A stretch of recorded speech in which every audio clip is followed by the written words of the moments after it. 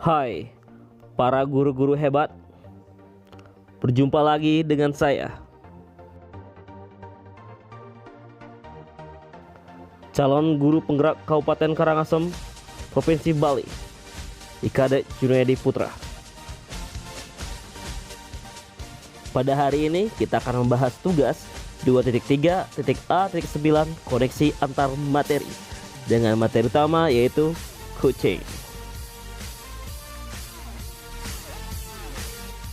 Sebelumnya, coaching dalam pengertian kami adalah lebih sering kami dengar dalam dunia olahraga, terutama dalam pelatihan-pelatihan cabang olahraga tertentu seperti coaching klinik dalam sepak bola, coaching klinik dalam pencak silat, dan coaching klinik lainnya. Tapi apakah makna sebenarnya dari coaching tersebut? Mari kita dalami. Ada beberapa definisi coaching menurut para ahli. Di antaranya adalah, menurut Grant, coaching adalah sebuah proses kolaborasi yang berfokus pada solusi, berorientasi pada hasil dan sistematis, di mana coach memfasilitasi peningkatan atas performa kerja, pengalaman hidup, pembelajaran diri, dan pertumbuhan pribadi dari coaching. Definisi coaching yang kedua yaitu menurut Whitmore, coaching merupakan kunci pembuka potensi seseorang untuk memaksimalkan kinerjanya. Coaching lebih kepada membantu seseorang untuk belajar daripada mengajarinya. Dan menurut International Coach Federation atau disingkat ICF, mendefinisikan coaching sebagai sebuah bentuk kemitraan bersama klien atau coachee untuk memaksimalkan potensi pribadi dan profesional yang dimilikinya melalui proses yang menstimulasi dan mengeksplorasi pemikiran dan proses kreatif. Menyelami makna-makna yang terkandung dalam definisi coaching membawa kita pada pertanyaan, apakah dengan demikian coaching ini bisa diterapkan di dunia pendidikan sehingga bisa mengoptimalkan sumber daya yang ada, baik guru maupun murid? Apakah guru dapat berperan sebagai coach? Mari kita bahas bersama-sama bagaimana coaching ini diterapkan dalam konteks sekolah dan bagaimanakah peran guru sebagai seorang coach. Bapak Ki Hajar Dewantara menekankan bahwa tujuan pendidikan itu yaitu menuntun tumbuhnya atau hidupnya kekuatan kodrat anak sehingga dapat memperbaiki lakunya. Oleh karena itu, peran guru sebagai seorang coach sangatlah dibutuhkan oleh para coachee atau para siswa. Karena untuk menuntun segala kekuatan kodrat atau potensi agar mencapai keselamatan dan kebahagiaan sebagai manusia maupun anggota masyarakat, dalam proses coaching murid diberi kebebasan namun pendidik sebagai pamong dalam memberi tuntunan dan arahan agar murid tidak kehilangan arah dan membahayakan dirinya. Seorang pamong atau coach dapat memberikan tuntunan melalui pertanyaan-pertanyaan reflektif agar kekuatan kodrat anak terpancar dari dirinya. Dalam konteks pendidikan Indonesia saat ini, coaching menjadi salah satu proses menuntun kemerdekaan belajar murid dalam pembelajaran di sekolah. Coaching menjadi proses yang sangat penting dilakukan di sekolah, terutama dengan diluncurkannya program Merdeka Belajar oleh Kementerian Pendidikan dan Kebudayaan Indonesia. Program ini dapat membuat murid menjadi lebih merdeka dalam belajar untuk mengeksplorasi diri guna mencapai tujuan pembelajaran dan memaksimalkan potensinya.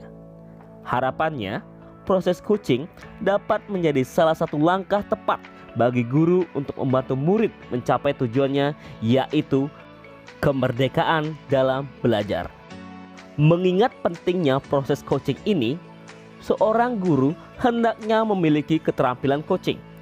Menurut International Coach Federation (ICF), memberikan acuan mengenai 4 kelompok kompetensi dasar bagi seorang coach, yaitu yang pertama, keterampilan membangun dasar proses coaching.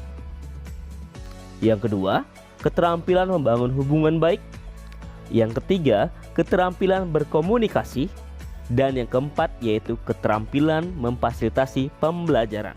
Dalam perjalanan sendiri, kita harus bisa membedakan antara coaching, konseling, dan mentoring dalam konteks pendidikan. Konseling sendiri dalam dunia pendidikan diartikan adalah sebuah hubungan bantuan antara guru dan murid yang difokuskan untuk pertumbuhan pribadi murid dan penyesuaian diri serta pemecahan masalah langsung murid dalam pengambilan keputusannya. Dan definisi mentoring dalam pendidikan yaitu adalah sebuah proses di mana seorang guru membimbing dan menggunakan pengalamannya untuk membantu kuci atau siswanya untuk pemecahan masalah dan pengambilan keputusan. Dalam proses coaching, aspek komunikasi sangatlah penting.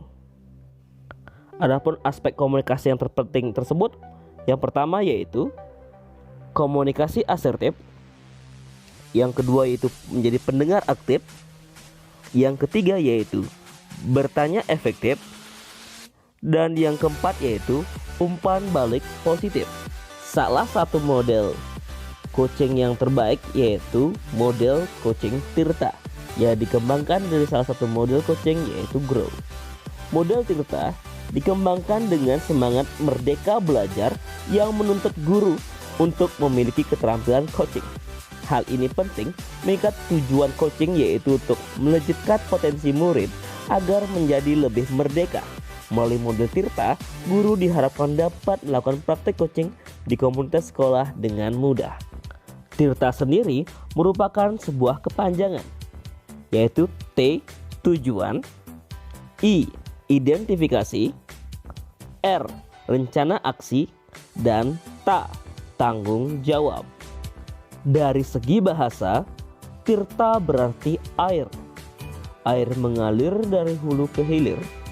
Jika kita ibaratkan murid kita adalah air, maka biarlah ia merdeka, mengalir lepas hingga ke hilir potensinya. Kita sebagai guru memiliki tugas untuk menjaga air itu tetap mengalir tanpa sumbatan.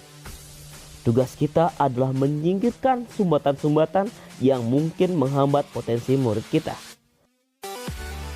Adapun koneksinya dengan pembelajaran berdiferensiasi adalah dengan pembelajaran berdiferensiasi ini kita akan mempunyai data lebih dalam memetakan keberagaman siswa dengan berbagai karakternya serta kemampuan serta potensi siswa melalui pembelajaran berdiferensiasi ini. Dengan tentu saja kita akan lebih mudah melakukan pendekatan dengan metode coaching bila kita sudah mengetahui data-data pemetaan siswa tersebut. Selanjutnya yaitu koneksinya dengan pembelajaran sosial emosional. Tentu saja dalam kegiatan coaching ini, menyelaraskan emosi kita dengan kuci sangatlah penting. Setelah kata dan bahasa tubuh yang kita selaraskan, emosi pun perlu kita usahakan untuk diselaraskan. Terutama ketika kuci mengucapkan hal-hal yang emosional. Hal ini akan membuat kuci merasa coachnya ada di pihaknya dan mengerti perasaannya. Jadi akan memudahkan kuci dalam mengungkapkan potensi ataupun hal-hal dalam dirinya. Dengan terjadi komunikasi asertif akan membangun relasi yang baik dan positif yang terbentuk akan menjadi modal utama dalam proses coaching ini. Adapun refleksi dari modul 2 ini sudah banyak dijelaskan tadi. Jadi pembelajaran berdiferensiasi, pembelajaran sosial emosional sangatlah menunjang dalam kegiatan coaching ini. Lewat pembelajaran berdiferensiasi, kita dapat memetakan dari keberagaman siswa dengan karakter dan berbagai potensinya. Dan dengan pembelajaran sosial emosional, kita dapat menyelaraskan emosi kita dengan kuci agar kuci merasa nyaman dan berani mengungkapkan hal-hal dan potensi yang mereka miliki. Sekian pertemuan kita pada hari ini. Sampai jumpa pada kegiatan selanjutnya.